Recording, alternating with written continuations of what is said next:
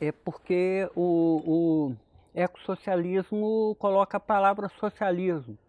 E porque é um movimento que tem uma organização muito maior, né, que expande. Tem muitas pessoas bem intencionadas, né, um tanto também não, mas essas bem intencionadas poderiam se unir. Né? Eu acho que tem que abrir a cabeça dessas pessoas, elas têm que entender que a ecologia é a luta do momento, porque daqui a pouco não adianta ter um salário se não tem comida para comprar.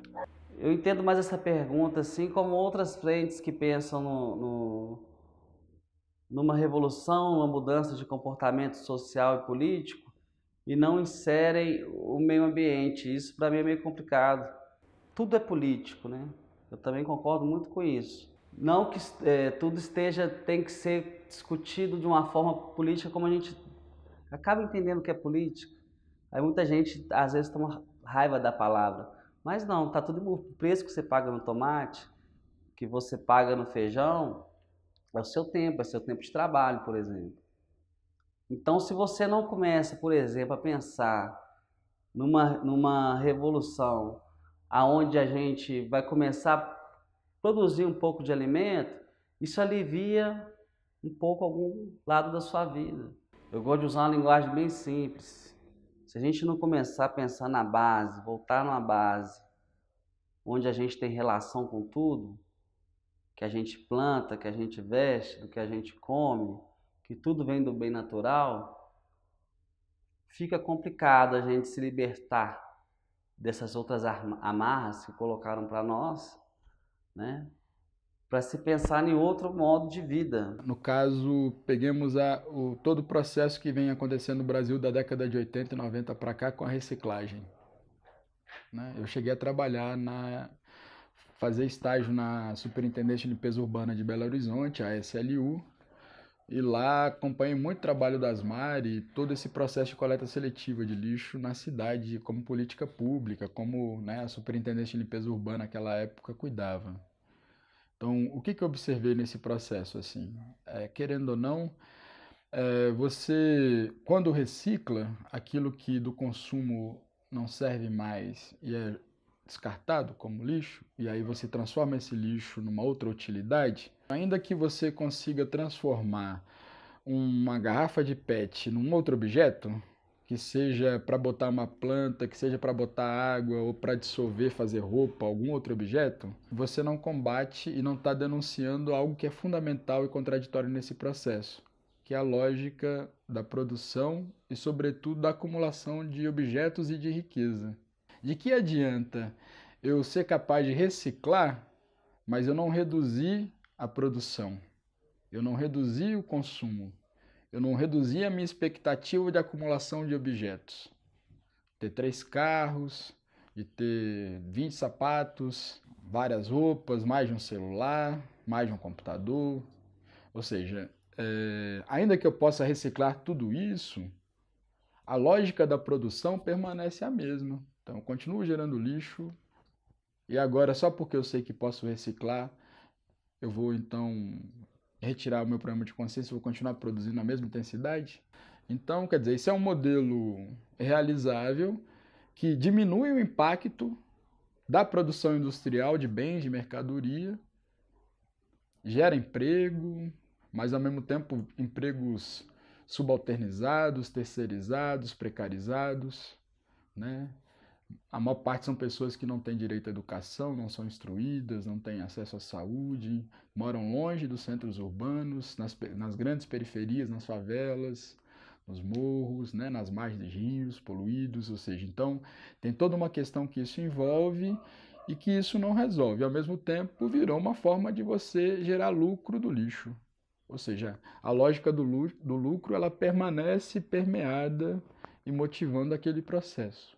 Se a gente não interromper essa lógica do lucro, a gente não consegue falar de um outro modelo de sociedade.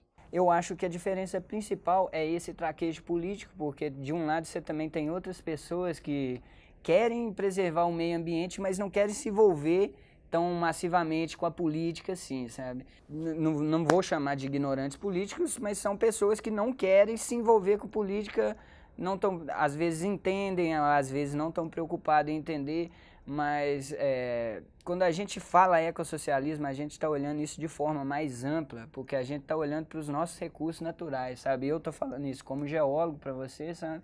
E também como protetor da natureza. Eu comecei a pensar em vários movimentos que eu já fui sobre o meio ambiente. Isso foi a primeira coisa que veio na minha cabeça, que fica muito concentrado nessa ideia de preservação, que é ótimo, tem que ter essas frentes.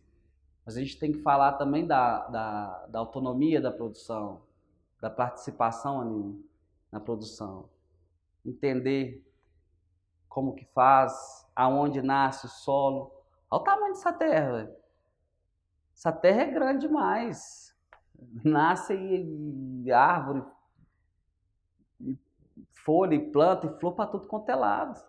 Se você for estudar bem o solo aqui, dá para você ter uma plantação aqui, por exemplo, aqui de cana, de arroz no meio da cidade.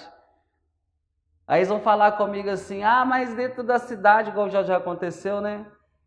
É poluição, pois é. É a poluição que tem que pedir licença. Não é a natureza. Você tem aí um rio que passa no meio da cidade. O rio está aí, tá o Rio Arrudas, por exemplo. Está aí, tá sujo, tá aí.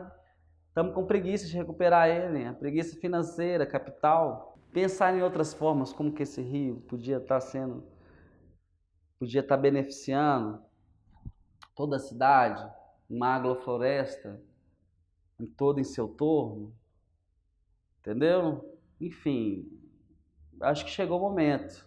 Quer dizer, o que seria então o ecossocialismo como contrapartida em relação a isso? Eu acho que um exemplo, no meu modo de ver, tem a ver com a tecnologia desse senhorzinho que eu conheci lá em Brasília, na Comissão de Ciência e Tecnologia, que tinha uma tecnologia de produção de energia eólica industrialmente. Como se produz energia hidrelétrica nas turbinas. Eram turbinas de produção de energia eólica. Quer dizer, isso do ponto de vista do impacto ambiental é mínimo, mínimo mesmo.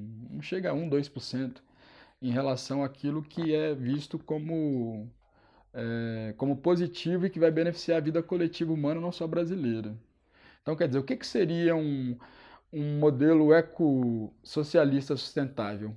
Primeiro, o impacto tem que ser mínimo, quase zero.